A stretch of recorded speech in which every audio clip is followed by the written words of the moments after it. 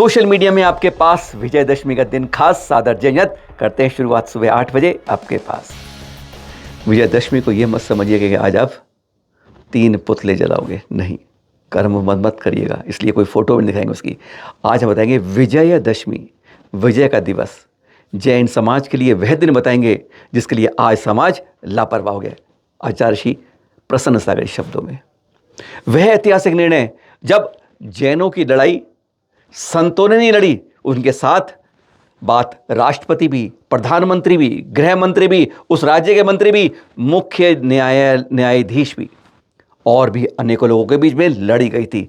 ऐसा जज्बा होता था जैन समाज का, क्योंकि उस समय की बात करें, हमारे हजारों मंदिरों को लूटा गया, मूर्तियों को बदला गया। आज यह बात नहीं कर रहे, आज बात कर रहे हैं जिनका कल पूरा देश आचार्य श्री शांति सागर जी का 100वां स्वर्ण आचार्य पद महोत्सव की शुरुआत कर रहा था। वो बात है, वह दिन। पर आज वह बात कर रहे हैं जब आचार्य शांति सागर जी ने भी अन्न की त्याग दिया था, और जिसके बीच में आचार्य श्री का एक में 15 मिनट शरीर ठंडा पड़ गया था, जैसे सांस रुक गई थी, ऐसी भी घटना आई। आज वही बता रहे हैं आपको जिसके बारे में जैन समाज जानता भी है, पर हकीकत किस तरह जीती वो लड़ाई नहीं जान सकते। आजादी के बाद एक कानून बन गया कि हिंदू मंदिरों में हरिजन लोग भी प्रवेश कर सकते हैं, और उसमें जैन समाज को भी लपेट लिया गया। इसकी दूरगामी दृष्टि थी आचार्य श्री शांति सागर जी की। उन्होंने देखा यह कानून अगर इस तरह से रहा तो जैन समाज के मंदिरों में एक बहुत बड़ी आने वाले भविष्य में बहुत बड़े काले बादल मंडरा जाएंगे। खतरे की घंटियां बज गई और उन्होंने स्पष्ट कह दिया कि यह एक दूरगामी परिणाम वाला है, इसके बारे में जैन समाज को कुछ चेतना होगा। 4 अगस्त 1948 यह वह दिन था। यह ध्यान रखिएगा, जैन समाज को सुनने की बातें हैं।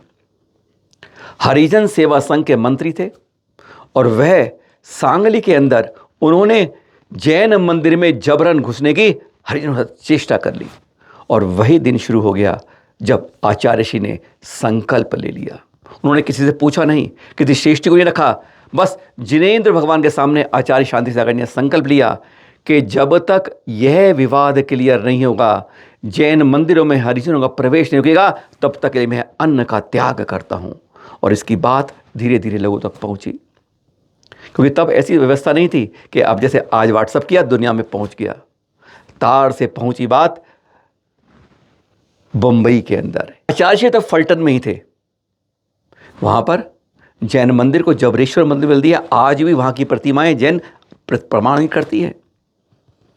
साथ में कोल्हापुर का नेमिनाथ मंदिर विष्णु महादेव में बदल दिया गया।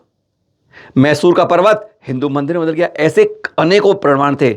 इसलिए आचार्य श्री ने कहा, मैं अन्न का त्याग करता हूं जब तक यह फैसला नहीं होता है। पर होगा कैसे, हर कोई यह परेशान था। हीराबाग मुंबई में जैन श्रेष्ठियों की बैठक हुई। उधर डॉक्टर राजेंद्र प्रसाद जी को, जो राष्ट्रपति थे, उनको तार भेज दिया गया। 30 अगस्त को उनका तार आया का जवाब आया कि जैन समाज के लिए कि हमने मंत्रिमंडल को इस पर उचित कार्रवाई के लिए, जांच के लिए कह दिया है। अक्टूबर में जबलपुर में डॉक्टर राजेंद्र भाई राष्ट्रपति थे, उनसे मुलाकात भी की जैन श्रेष्ठियों ने, तो उन्होंने कहा इस बारे में देखा जा रहा है। और उधर मोरारजी देसाई, जी हाँ, तब उस राज्य के गृह मंत्री थे, उन्होंने साफ लग गया उनके इशारों संज्ञा से कि वह कह रहे हैं कि हरिजनों को प्रवेश मिलना चाहिए हर मंदिर में, चाहे वह हिंदू हो, और वह कहते रहे जैन हिंदू में ही है। तो इसलिए जैन समाज को वहाँ बहुत लंबी चोट मिली। सुनते रहिए, कहानी बहुत गजब की है। अगर इनके बारे में जान लिया कि कैसे हम जीत पाते थे, तो समझ लीजिए आज अपने तीर्थों को बचा पाएंगे। 15 अगस्त 1949 जब पूरा देश अपना स्वतंत्रता दिवस मना रहा था, दूसरा, तब जैन समाज ने राष्ट्रव्यापी हड़ताल कर दी थी। आज नहीं मालूम आप लोगों को कि सबसे पहली हड़ताल जो की गई वह जैन समाज द्वारा की गई थी, केवल इसलिए कि हमारे मंदिरों में प्रवेश हरिजनों के लिए क्यों चल रहा है, यह कानून क्यों बन रहा है। उधर अन्न त्याग कर रहे आचार्य श्री शांति सागर जी की दिन था वह 4 सितंबर 1949। उस दिन आचार्य श्री की अचानक सांस रुक गई। 15 मिनट तक शरीर ठंडा पड़ा रहा। सब चौंक गए, ये क्या हो रहा है। पता नहीं कौन सी दिव्य शक्ति उनके अंदर थी कि वापस सांस लौट के आई। पर यह संकेत लग गया कि शरीर जो है आचार्य जी का बहुत कमज़ोर है, वह इस तरह अन्य त्यागों को नहीं बर्दाश्त करेगा। लोगों ने बहुत हाथ जोड़े कि आचार्य श्री वो संकल्प मत लीजिए, क्योंकि कानूनी दृष्टि में ऐसा बहुत लंबा चलेगा, पता नहीं कब सरकार सुनेगी। पर उन्होंने कह दिया कि यह जीवन चला जाए, शरीर के प्राण निकल जाए, पर अब अन्न तभी ले पाएंगे इस जीवन में अगर वह विवाद हल हो गए।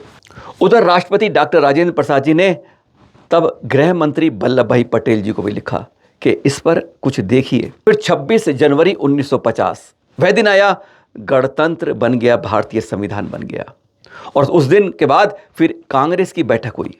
उसमें कहा गया कि जैन मंदिर कोई क्लब नहीं है, खेल का मैदान नहीं है कि कोई जब मर्जी आए कोई भी जाए। इस बात से थोड़ी जान आई कि शायद जैन समाज की सुनवाई होगी, लेकिन अति हो गई। वह दिन था 28 सितंबर 1950। तब शोलापुर के कलेक्टर ने, ये देख रहे हैं आप मंदिर, अकलूज का दिगंबर जैन मंदिर, बस यहीं पर एक साजिश रची और उन्होंने रात्रि के अंदर जिस मंदिर में, जैन मंदिर में ताला लग रहा था, उन्होंने ताला तोड़वा दिया और हरिजनों को प्रवेश करा दिया। वह काला अध्याय जैन समाज को आज याद नहीं है कि कैसे कैसे इसके अंदर पापड़ बेले थे। कलेक्टर के कहने पर हरिजनों का प्रवेश और एक तूफान मच गया। आज ये क्या हो गया। कलेक्टर ने अपने मंसूबों को स्पष्ट कर दिया। एक महीने के अंदर ही, यानी 28 अक्टूबर 1950 को फैसला हो गया मुंबई के अंदर कि अब अदालत ही एक विकल्प बचा है। पर प्रमाण में कैसे लड़ पाएंगे, इसके लिए कौन से वकील को कैसे रखेंगे। कलकत्ता के श्रेष्ठी थे गजराज गंगवाल जी। तब उन्होंने दिया गया कि जितना भी खर्च जैन समाज का हो इस केस के अंदर मैं सर लगाऊंगा, क्योंकि उन्होंने आचार्य के सामने यह संकल्प किया था। और अब गेंद अदालत में पहुंच गई थी, पर मालूम नहीं था कि सामने अटॉर्नी जनरल भी हमारे खिलाफ खड़े होंगे। हाई कोर्ट मुंबई, 24 जुलाई 1951। जैन समाज के बैरिस्टर पीसी दास और अनेक सामने थे, और सामने चीफ जस्टिस जो अभी देख रहे हैं एमसी चागला जी, साथ में और बैरिस्टर भी थे, जज भी थे। उस दिन सुबह शुरू हुई। अंदर उस दिन सारे श्रेष्ठी आचार्य श्री आशीर्वाद लेकर भगवान के आगे नतमस्तक होकर चल दिए थे। और पता है उससे पहली रात को क्या हुआ था, आप में से कोई नहीं जानता। आचार्य श्री का चरित्र पढ़ेंगे तब मालूम चलेगा।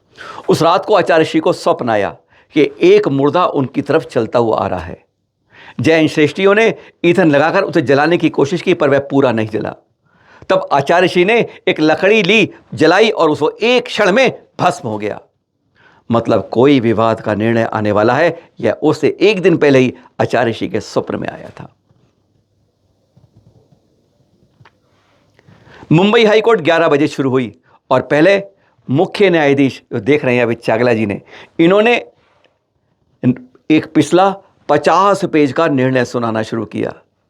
उस समय जैन समाज के श्रेष्ठी और वकील जो अंदर थे, एक एक मिनट भारी लग रहा था कि कैसे जल्दी जल्दी अंदर ऊपर नीचे सांस, क्योंकि आज बहस की अंतिम फाइनल बात थी, कैसे होगा, क्या बात होगी। फिर दूसरे जज ने एक और छोटा निर्णय सुना दिया। घड़ी ने 1:30 बजा दिया और तब उन्होंने चीफ जस्टिस महोदय चागला जी ने पूछा, क्यों भाई दास जी, आप क्या लेकर आए हो। तब उन्होंने कहा कि मैं जैन मंदिर में हरिजन वाले केस की बात करने आए हैं, वह फैसला सामने है। तो उन्होंने कहा, क्या तुम वर्णाश्रम को नहीं जानते हो। सवाल चीफ जस्टिस ने बगैर फाइल खोले पहले यही कर दिया। तब दास जी ने कह दिया, भाई मैं इस जैनों के इस परंपरा से जानता नहीं हूं, पर आज जैन और अजैन की बात हो रही है। मुख्य जस्टिस के सामने बहस होनी शुरू हो गई थी।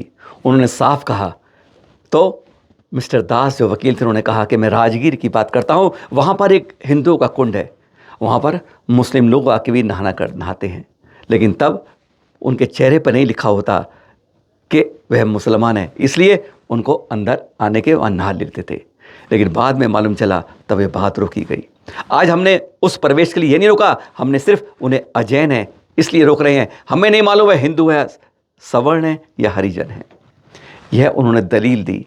तब चीफ जस्टिस महोदय ने साफ कहा कि आपकी दलील इस अकलूज मंदिर के दर्शन पर नहीं लागू होती है। छोटा सा क्षेत्र है, वहाँ हर कोई जानता है कि हिंदू है, सिख है, मुसलमान है, हरिजन, सब जानते हैं, तो इसलिए वहाँ की बात यह नहीं होती है। दास जी ने फिर कहा, हम तो यह बात कर रहे हैं हिंदुओं के अंदर मान्य है, ठीक है, लेकिन हम तो बात कर रहे हैं जैनों के मंदिर में हमने हिंदुओं को भी अधिकार नहीं दिया है, तो फिर हरिजनों को भी कैसे मिल जाएगा? बस बात यहीं अटकी थी। बात ही तो एडवोकेट जनरल ने अपनी दलील दी कि हिंदुओं के मंदिर में ही जैन आते हैं, जैन हिंदू की तरह हैं, इसलिए अजैन के साथ के रूप में हरिजन जा सकते हैं। 2 बज गए, घड़ी रुक गई, लेकिन अब जैनों के माथे पर पसीना आ गया था। एडवोकेट जनरल की बात में, दलील में था कि हिंदू जैन में ही समाहित होते हैं, और इस बात को लेकर और उन्हें इसलिए प्रवेश दिया जाए। लग रहा था कि लंच के बाद आज हमारे पक्ष में फैसला नहीं। चीफ जस्टिस के सामने जबील लंच के बाद शुरू हुई तो सिर्फ यह दलील दी गई कि कलेक्टर ने जैन मंदिर का ताला कैसे तोड़ लिया। बात यह थी, कानून में कहा गया कि हरिजनों के साथ कोई उत्पीड़न होता है तो उन पर रोका जा सकता है, कानून कार्रवाई करेगा। पर कलेक्टर ने अपने पद का गलत इस्तेमाल करते जैन मंदिर का ताला तोड़ा। इस बात की दलील में एडवोकेट जनरल भी कोई जवाब नहीं दे पाए, वह यही कहते रहे। तब चीफ जस्टिस ने साफ कहा, जो निर्णय सुनाया है वह निर्णय आपको दिखाते हैं। इस चीफ जस्टिस के निर्णय में उन्होंने साफ कहा, चीफ जस्टिस महोदय ने, कि आप यह कहना सही कह सकते हैं कि हरिजनों के साथ उत्पीड़न ना हो, उनको न्याय मिले, यह कलेक्टर की बात सही थी, पर कलेक्टर द्वारा जैन मंदिर का ताला तोड़ना बिल्कुल गलत था। दूसरी बात, अगर जैन मंदिर में हिंदुओं को प्रवेश मिलता रहा है, अतीत के प्रमाण देते हैं, तो हरिजनों को प्रवेश मिलेगा। लेकिन यहाँ पर जैन समाज यह कह रहा है कि अतीत में भी हमने जैनों को, ने हिंदुओं को प्रवेश नहीं दिया है, इसलिए इस बात से हम एडवोकेट जनरल से नहीं पास करते। और उस दिन निर्णय हुआ कि जैन मंदिरों में हरिजनों का प्रवेश निषेध है। निर्णय आ गया, बहुत खुशी हुई।